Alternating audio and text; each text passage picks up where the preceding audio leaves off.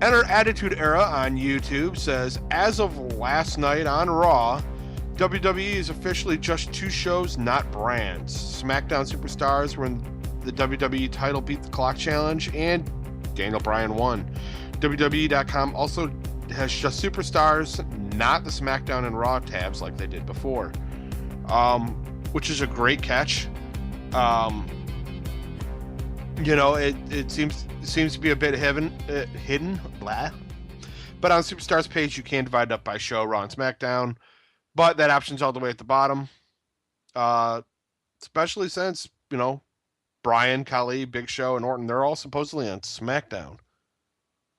The whole brand drafts or brand extension doesn't even matter anymore. And if there's any, I don't know, if they think there's any sort of remnants of it left, they're kidding themselves. I mean, hell, we had a whole night once a year devoted to switching Raw and SmackDown rosters.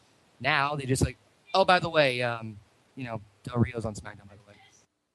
Well, and they did that, and even when they had the draft, when they devoted an entire Raw to it, a couple weeks later, it's like, oh yeah, so-and-so's over here. The WWE's learned from experience that with injuries and wrestlers needing time off and everything, it gets really hard to maintain consistent rosters for 2 shows.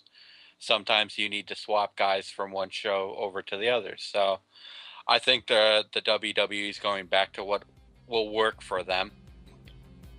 And I, for one, actually kind of like it. I don't think they should divide themselves up into Raw and SmackDown anymore. No, especially if they're trying to interject new guys too, which So. Yeah, Right.